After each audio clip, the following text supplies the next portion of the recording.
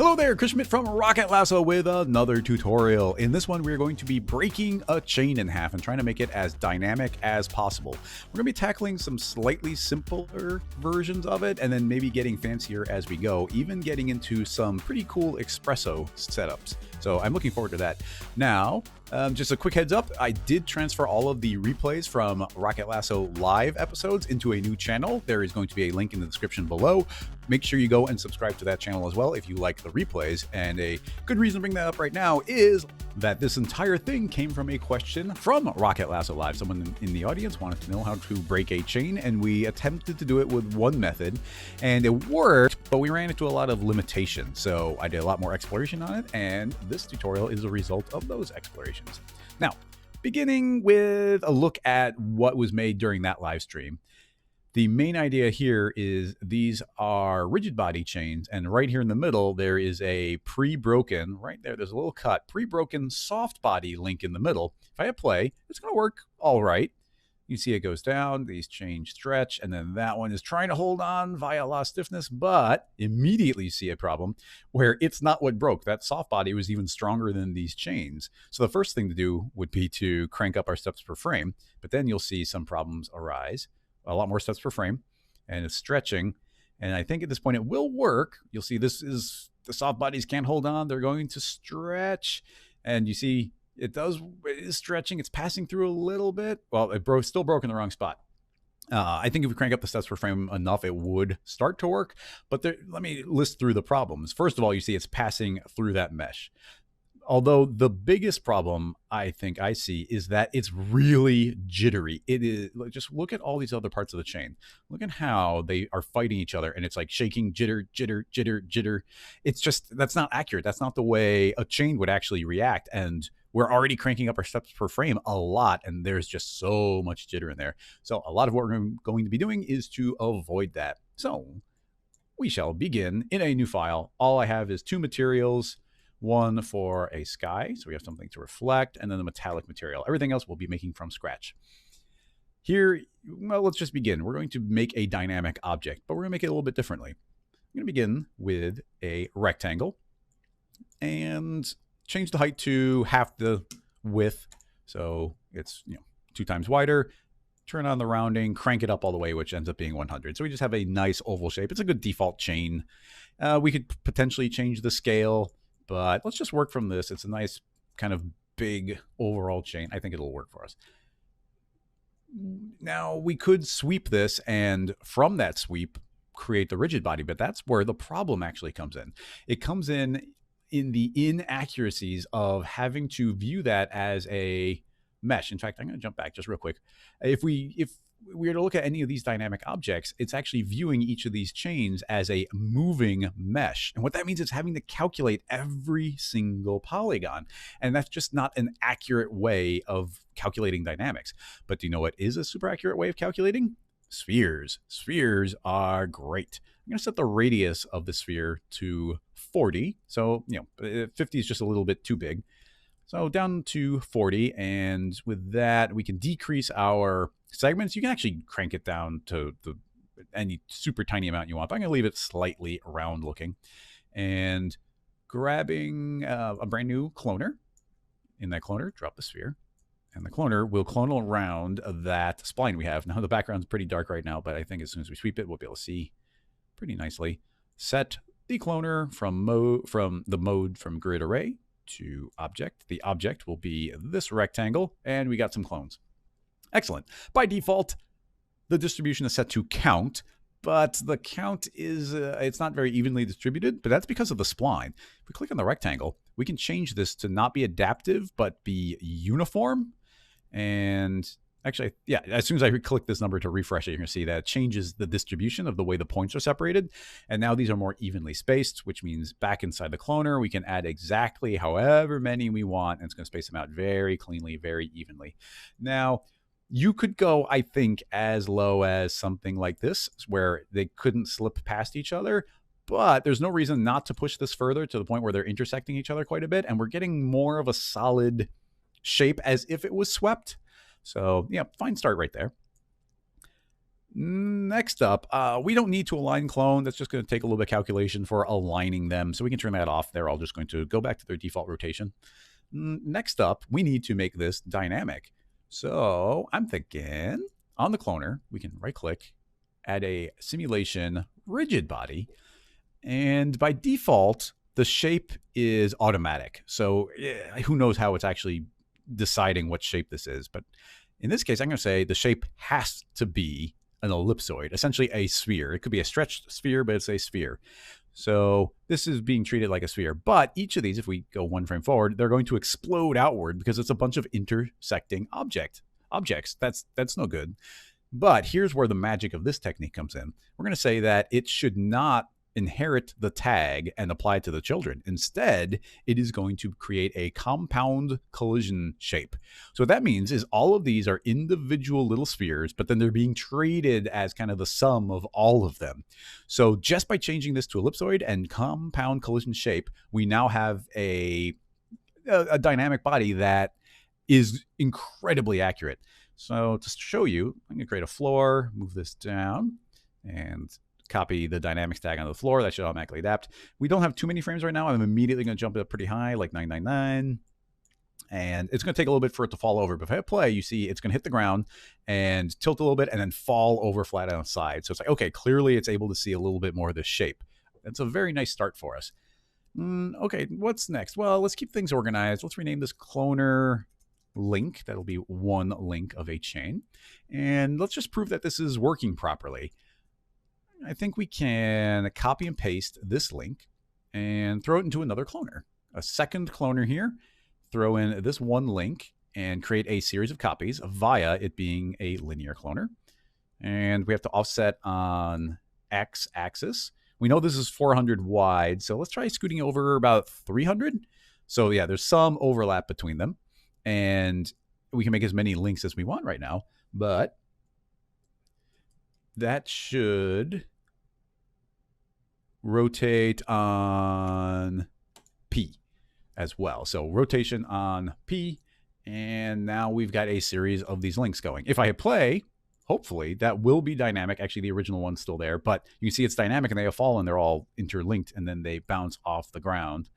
Continuing to be organized, let's rename cloner to cloner chain. And we've got this original cloner link, which is a copy. I think it'd be a good idea to scoot that off to the side. Actually, that is cloning onto this rectangle. So we'd have to move that rectangle. But there's a little bit of a danger with that because all these cloners are looking at that rectangle as the source for it's being copied. So what we probably should do is create a copy of this rectangle. And this one will be the one that is referenced in this version of the link. So I'll click that cloner and drag that in this reference. Now I can grab this one, which is what the cloner is cloning onto, and scoot it over here.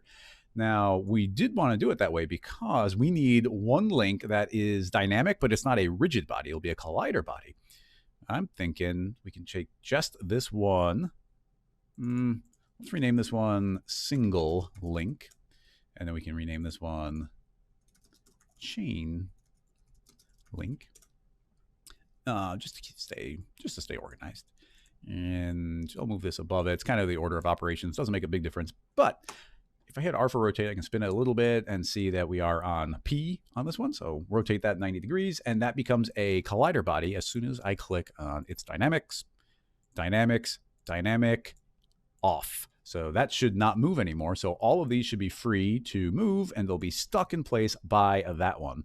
Now our floor is kind of close, so we can move this down a little bit just so there's something for it to interact with. I guess we'll keep this for a little bit. And we do have something now that we could throw our metallic material on, even though we don't have the final shape. That should work. And it looks like I put the material on there, so now we can get our sky. That's why it was black, because I accidentally dragged the metal material on there. All right, let's continue to be organized. We'll name this chain half and copy, paste it. So we have two different halves of a chain. Now we got to do something kind of carefully, and that is because these rectangles that we're cloning onto are outside of the hierarchy, they can behave very differently. So the position that we're starting from, we should think of as wherever we place this rectangle. But the rotation we can actually get from the cloner.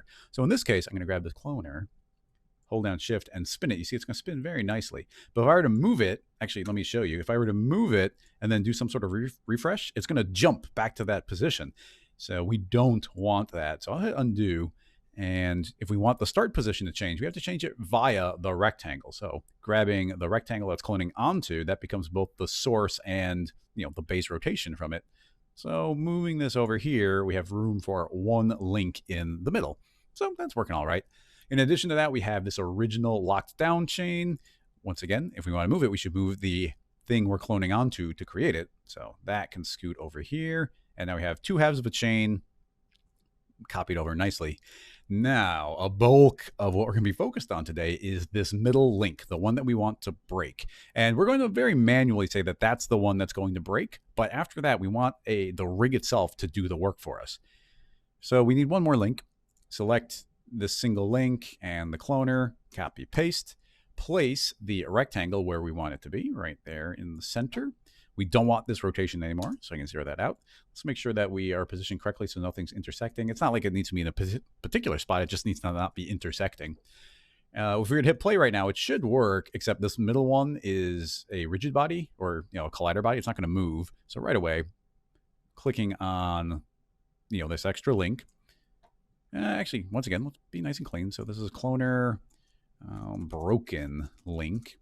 On broken links, dynamics tag. We'll turn dynamic back on again. They should be dynamic. Hit play, and now we've got two halves of the chain. Two halves of the chain linking on the middle one will change. But the main thing I would like to bring your attention to is look at how smooth this is. Remember that jittery chain we saw before? And that's if the chain was based off of a bunch of rigid bodies that were calculating from a moving mesh. But now it's a rigid body based off of a series of spheres. And now we get silky smooth dynamics, no jitter, really smooth. And it's going to be really hard for these to pass through each other and escape. There's a lot of advantages to this. It does add some more complexity, but making dynamics based off of spheres is like one of my favorite things to do these days. Now, let's save the file and start talking about how we're going to break this middle link. The first thing is we do need to make it editable because we're going to be making a whole rig out of this thing. So editable, it explodes, and we've got all these individual spheres. Actually, you know what? Before I make it editable, let's copy the dynamics tag to it. So when I make it editable, all the dynamics are copied down with it.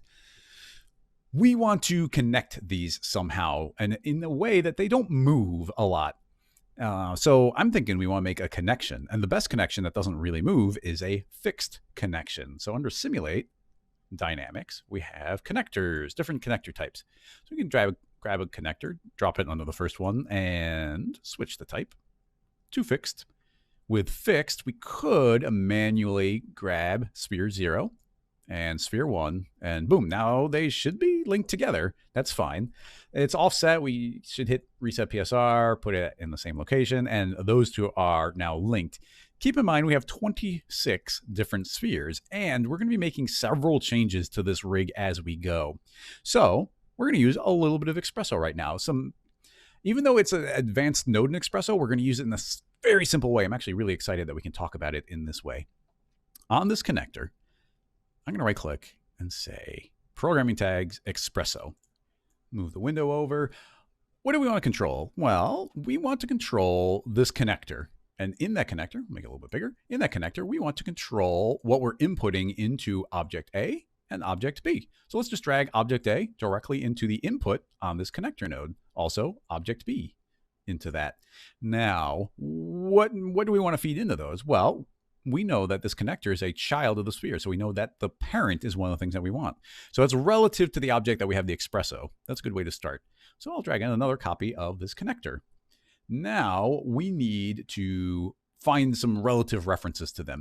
And the node for that is under new node, Xpresso general reference. If you know the name of the node, you can search for the word. We can type in ref, and there's the reference node. Drag that in. And what does it want? Well, it wants kind of the object, the instance of the object. So let's output from the connector the object. So it's like, hey, this is me. So we feed that in.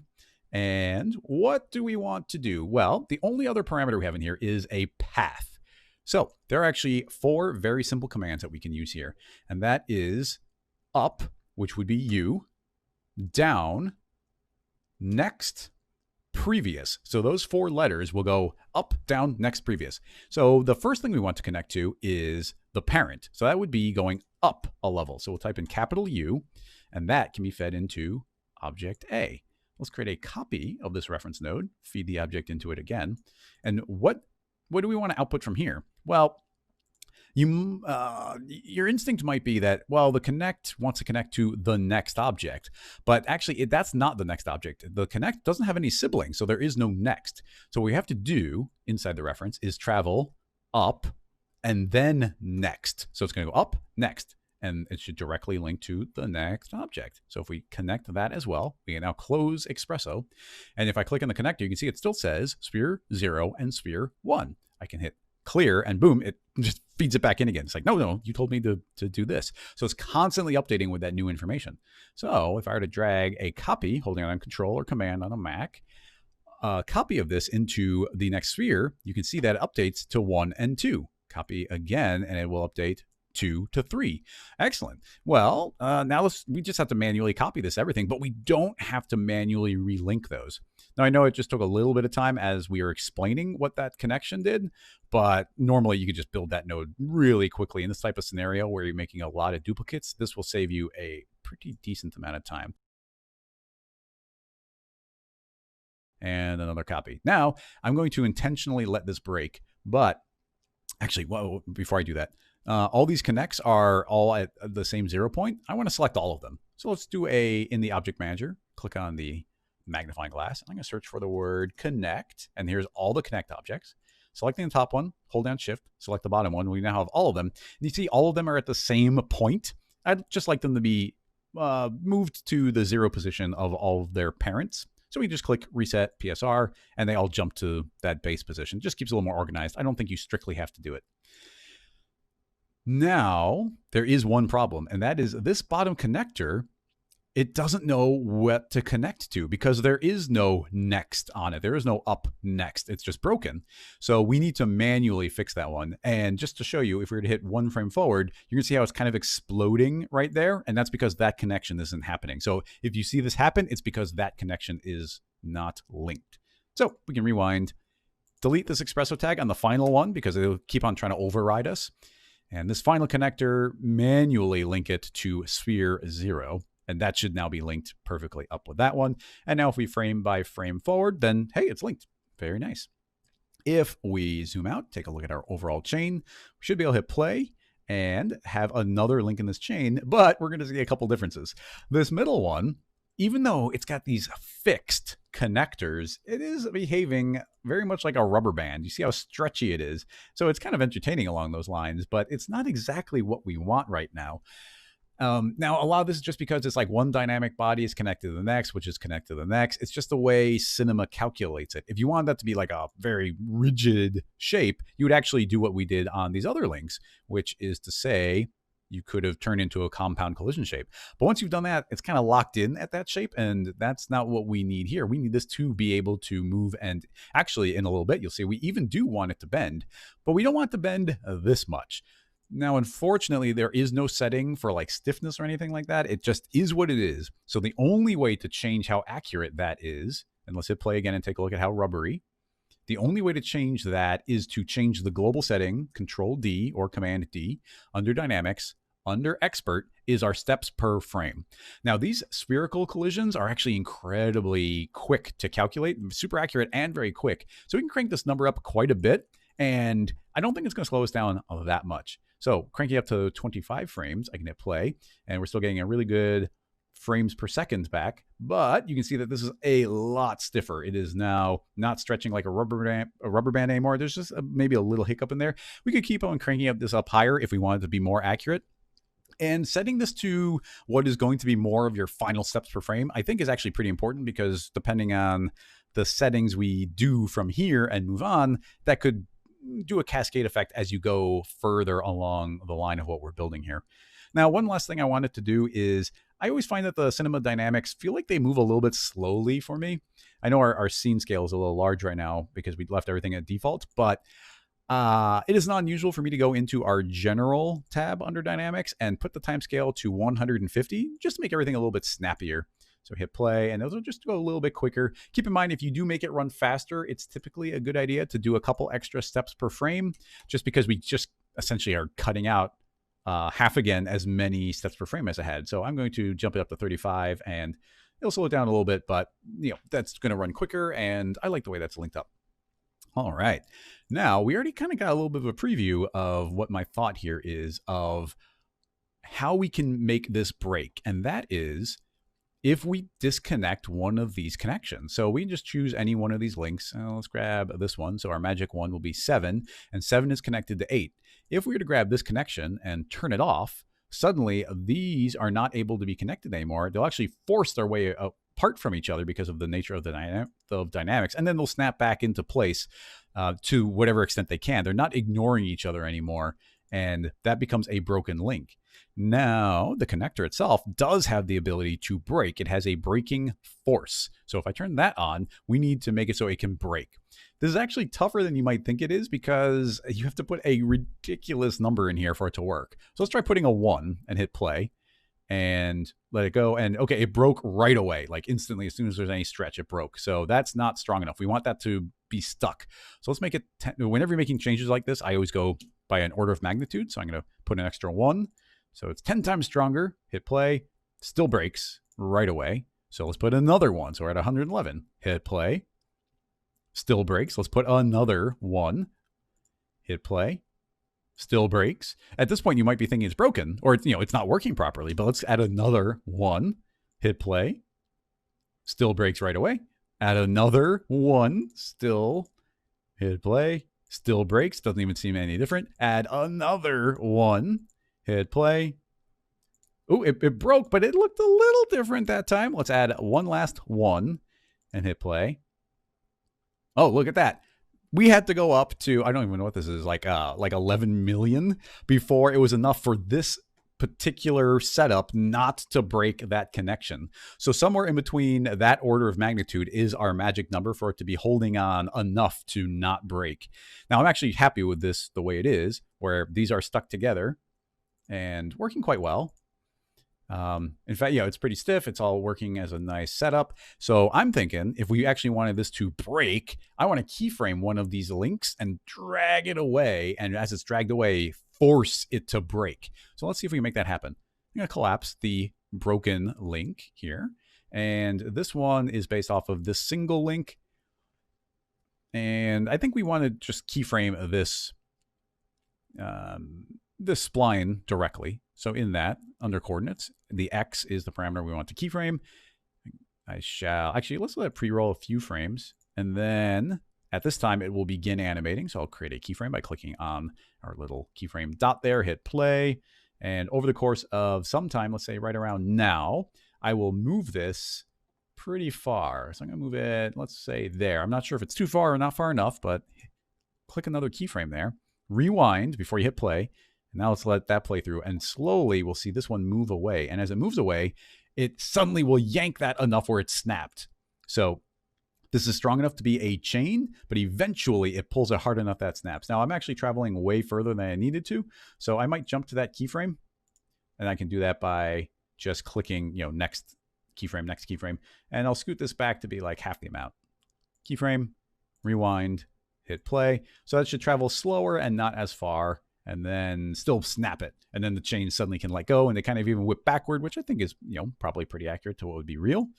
So, okay, so now we do have a chain that behaves like a chain and will break, but it's not, well, it doesn't look that great because the chain link suddenly snaps back into position. You'll see it's holding. Actually, it's frame by frame. It's pulling. That's the one that's bending, and you see it does this great bend, and it sort of snaps, which, is wonderful. But if we keep on frame by framing, you see it's going to be, the fixed connections are going to be like, no, I want to go back to where we were. It's trying to return to its original state. So that can be a little bit tricky. But if that's good enough for you, you could stop right there and skip to the end when we talk about getting the proper looking links to match where these are. But right now, I'm going to save the file. Now, I did a lot of exploration trying to figure out exactly what might be a way to make this work. And I found one method that worked pretty well. It just didn't quite make it all the way, but it could be good enough for you and it will save a lot of time. So I will spend a moment and talk about it. And that method is adding in a spring. So we already know that our link that breaks is sphere 7 to sphere 8. So as a child of sphere 7, I'm going to hold down shift as I create a simulate dynamics spring. So there's now a spring living in there. I'm going to manually tell it to link from 7 to 8. So it's doing the same thing as this connection. And we can say, hey, just set the rest length. So it wants to be 41 units apart. So perfectly fine. And it's constantly trying to get back to that distance. But we can actually turn on something that's pretty neat, which is the elastic stretch limit. Just turn on that checkbox. And whenever the spring stretches now, that becomes the new rest length. It becomes the minimum distance that's trying to return to. So that by itself isn't going to do too much. But if we start cranking up our damping to crazy high numbers, and I'm talking like, 9,000 here, if I hit play, we haven't changed anything else, just made that quick spring. As it breaks, you can see, I'm going to frame by frame it, you can see that this is actually doing a really great job of keeping a distance between those two shapes. You see it is slowly returning back to the shape, but it did hold it a lot better. And that might be good enough for what you want. In addition to that, we can increase the stiffness. I don't think increasing this damping anymore. I'll even put 2 more 9s on it. So it's draining a lot of energy from it, but draining energy will never stop it from entirely moving. That will keep on shrinking back down to its original position. So it doesn't quite stop it. Now you could make it stop by adding some stiffness to it. So if I add another order of magnitude of stiffness, you see it does get stretched. It's forcing it apart. If we add another order of magnitude, you see it's actually stretching it back almost to the full extent. Now, this is another case where maybe this is good enough. You see how simple it was to put that together, and now it's forcing that to stay apart. But one of the problems is, well, in this case, our chain is falling onto the ground, and actually is like, it's working great. I would be happy with leaving it there. And I don't know if visually we'll be able to see this break, but if we take the floor and move the floor way down, something you might see, if we can get this to break properly. I did a lot of testing to see it, but what's happening is with this really, really heavy stiffness inside of the chain, this heavy stiffness inside the spring, rather, it is actually introducing a rotation. It's like applying a force because there's so much stiffness. It's trying to keep on applying a force. And it's linked to our object, and it might be kind of hard to see this. I'll try putting friction down to 0. What I want it to do is have this link fall off and fly through the air. See if we can get that to happen. So with no friction, this should very loosely be sliding around, and hopefully it falls off, but you never know because we're just randomly simulating things. So will it escape? Will it not? It looks like it's not going to escape. I'm trying to think of how to make it break because right now it's cooperating way too much. And once again, if this ends up working, you like the way it looks, it was a very simple additional setting to put in there, and it just works. The only thing I can think to maybe randomize this a little bit is just change my steps per frame a little bit. So I'll drop this down to 25. We'll see if we get a slightly different. I just want to see it break. Even if I want that to be higher, this will completely change the simulation, and it might, come on, fall off. Yes, okay, fell off. Let's see if we can actually get this to see it break. Is you see it's falling to the ground, and you'd hope it would calm. Of course, it's working. So who knows? Maybe this will work. And if it does work, then you can stop right here. I was having a lot of problems where it wasn't working, and I'm kind of inclined to say like, okay, cool, it worked. Let's just stop right there.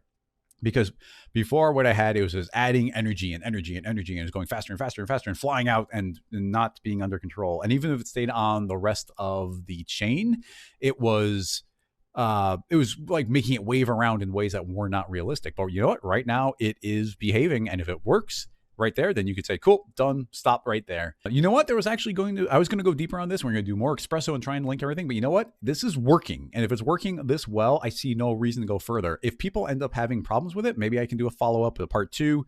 And a lot of the complexity went into creating a second set of connectors that were fixed, and then we could turn some off, and it would update the current state of it. There was a lot of layers to it, and it ends up getting a little bit complex. But this is actually a lot more straightforward.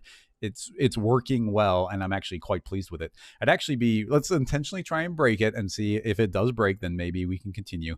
What I'm thinking is I'm going to grab both of our chain links and scoot this further away, and I'm going to add in 2 more broken ones. So copy and paste our lovely broken chain, scoot one of them over here. Let me make sure that actually, I don't need to copy and paste this because we're not linked to that anymore because we made it editable. So copy and paste and scoot it over and copy and paste, rotate 90 degrees and scoot it over. I know our axis is offset, but I don't really care right now.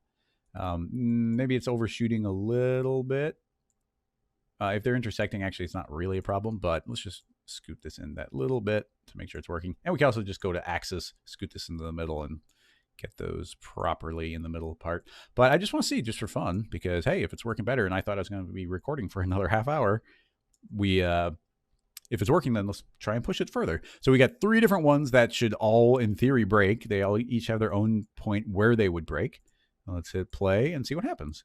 They all should. Okay, we got 3 that might be a little bit stretchy, but we can crank that up. Let's let this stretch. Actually, with 3 of them, they're stretchy enough that this doesn't pull quite far enough, but they'll become stiffer if we hit Control D and add more steps per frame. I'm going to say 45, which is a lot, and we might start seeing some slowdown in the viewport.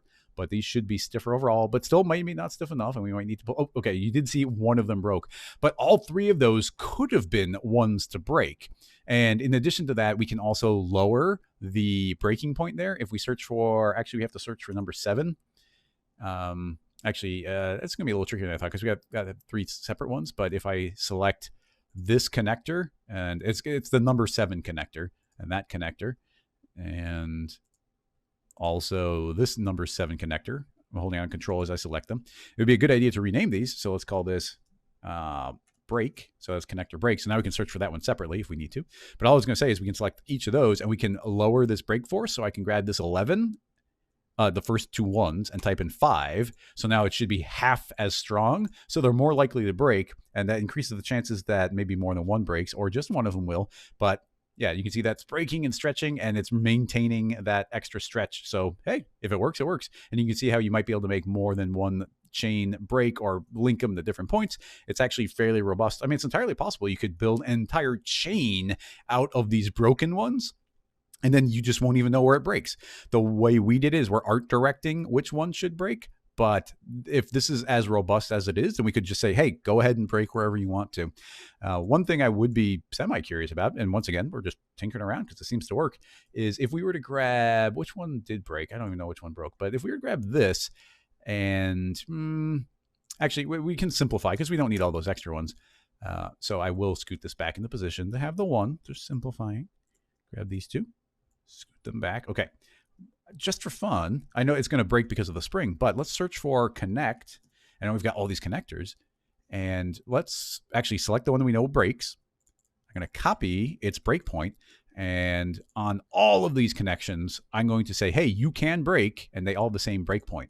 If that's true, it can break anywhere along the chain, in theory. Now, we didn't put the spring on all of them, so we'd have to do that. But let's just see what this does. And it might break right away, and it might break in a boring spot, or I was going to say, it might break in more than one place. So stylistically, you see how we actually did let it break in more than one place. So that could be a really cool addition where you're like, oh, okay, who knows where it'll break?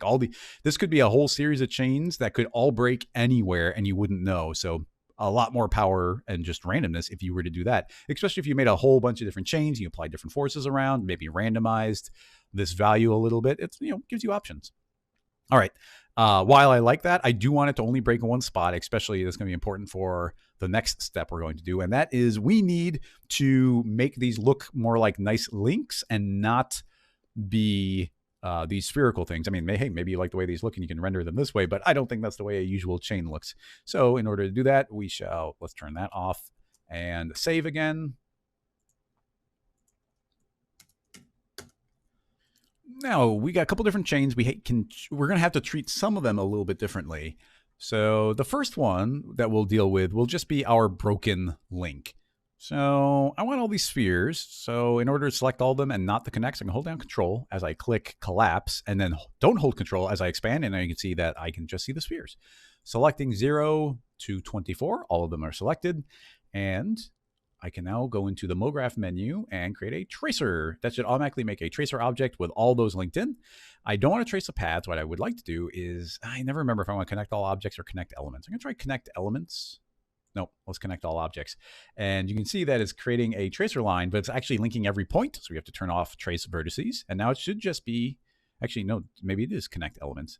Or I can't tell, it's refreshing oddly.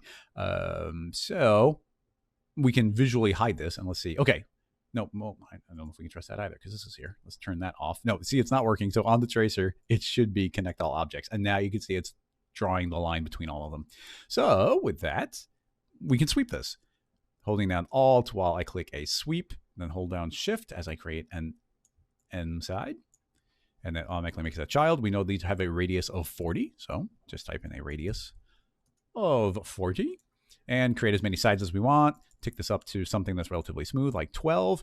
It's going to look a little, keep in mind, we're not running dynamics on these. So I can just subdivide this as much as I think looks visually nice. We can hit NB and see the polygons. So in the tracer, we can say, don't be linear connections, but do something like a Bezier connection. And then under intermediate points, turn on something like adaptive.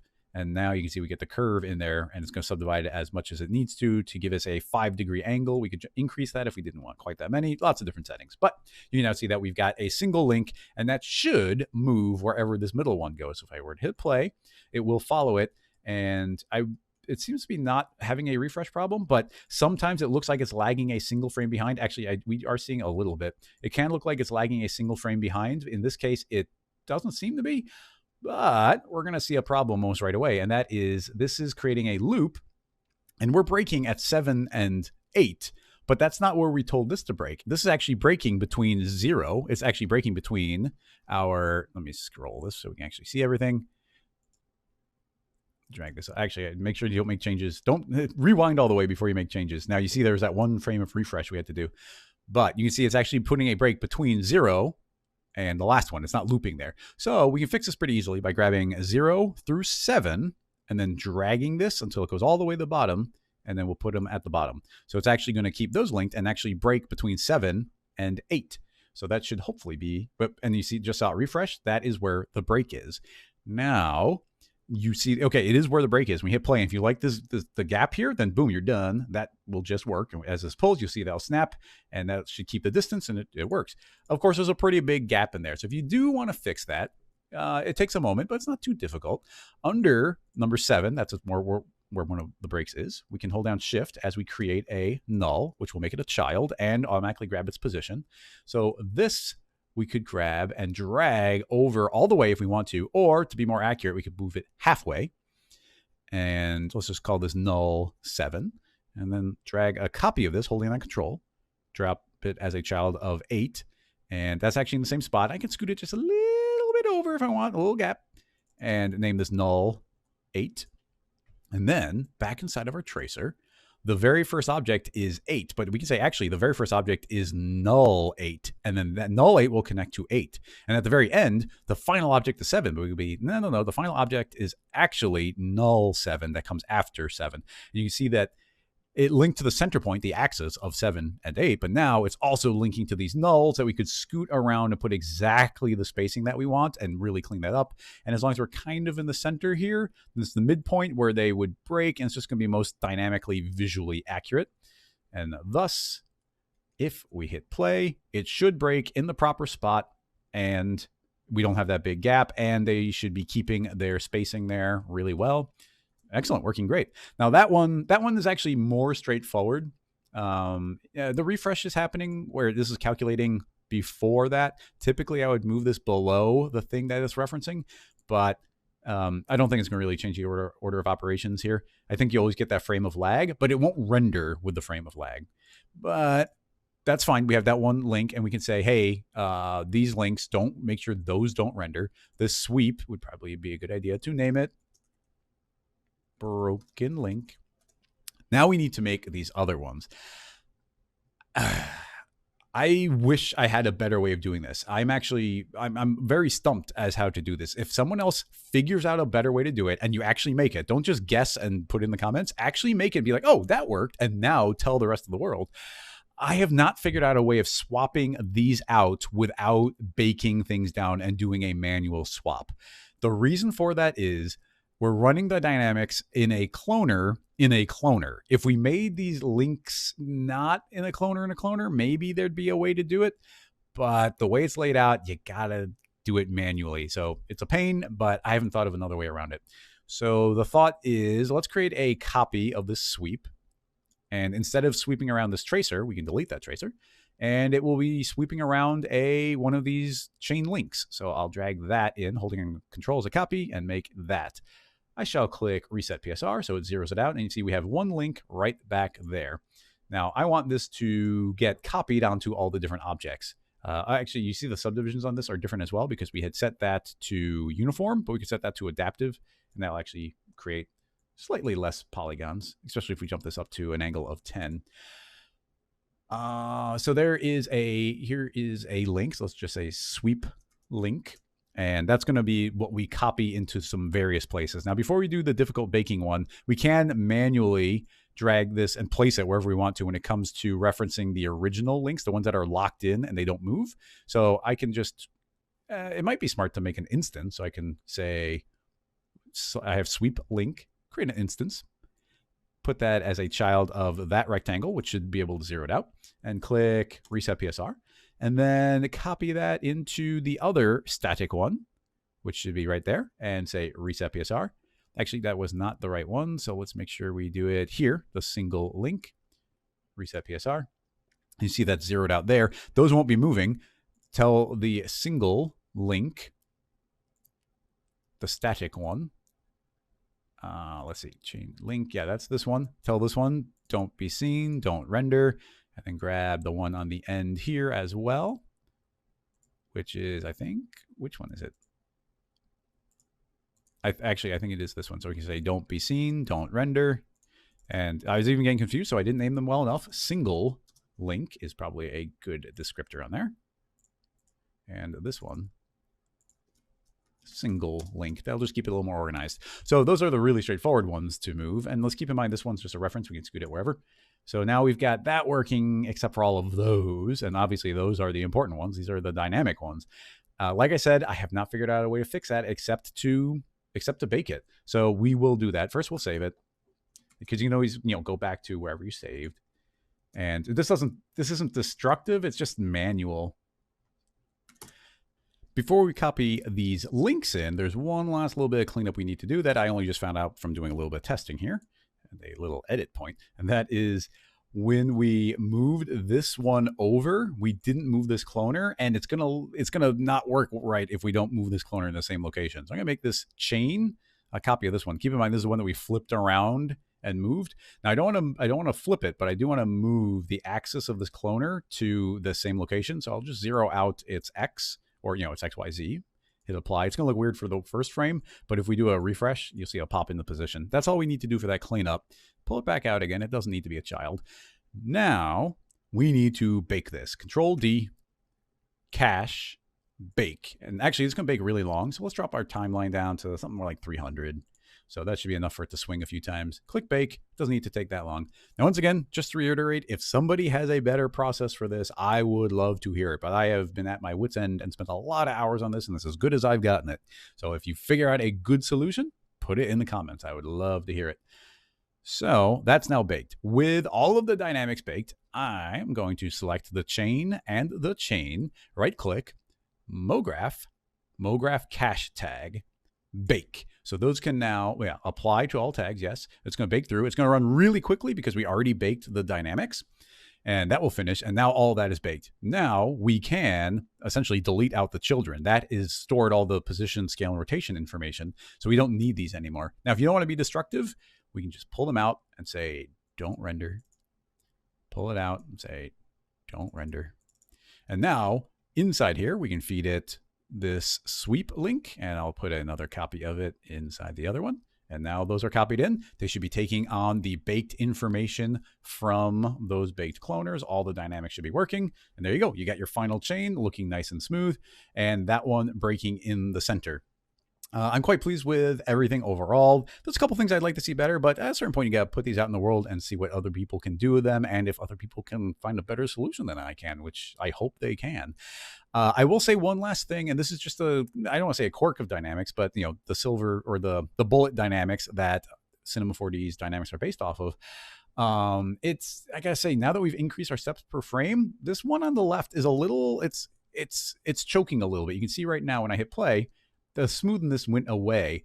And here's something that's maybe a little paradoxical. I'm going to undo a few times and get our chains back in. So you already saw how we get to the final chains. Now let's talk about this little problem there. I don't want, let's clear out our MoGraph cache and apply. And I'm going to clear out our dynamics, clear the cache. So everything's back to being live dynamics again.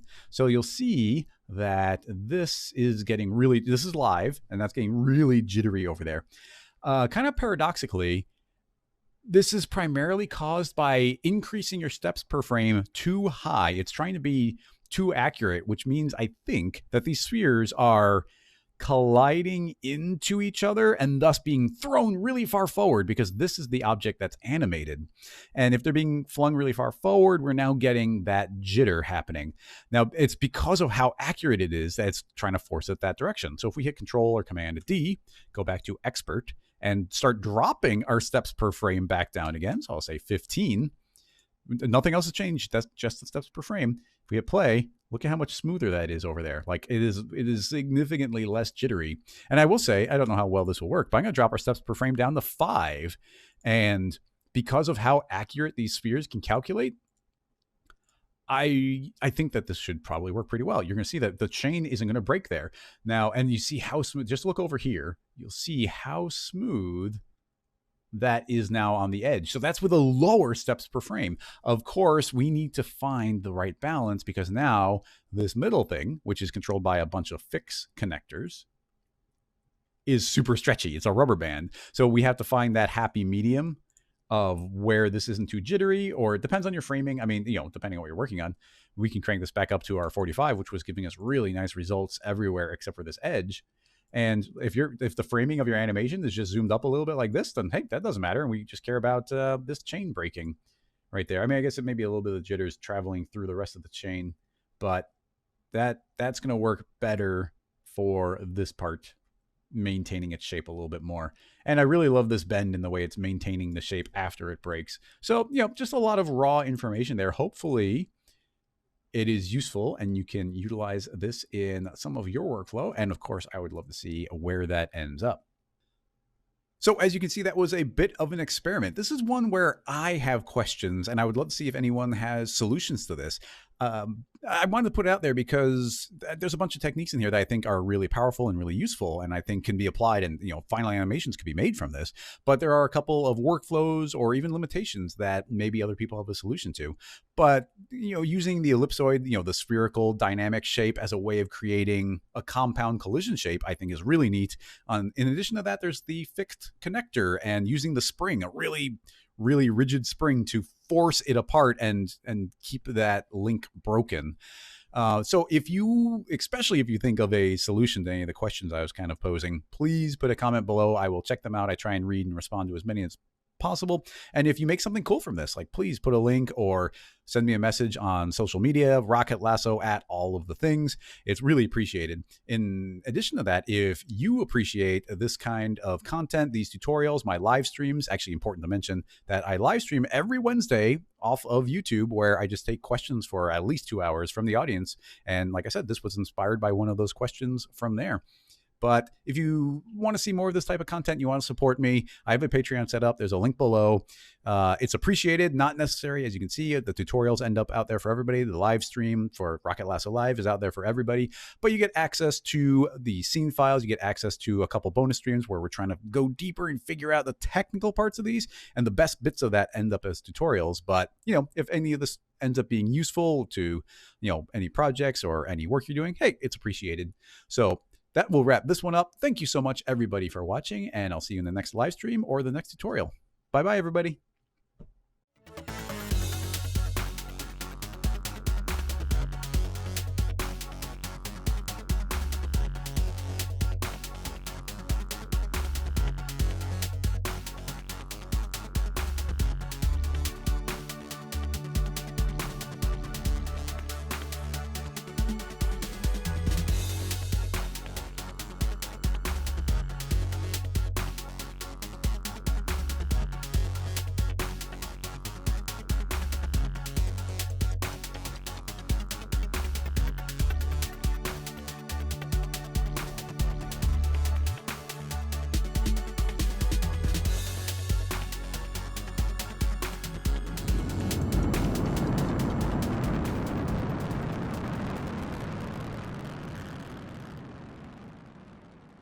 I have questions.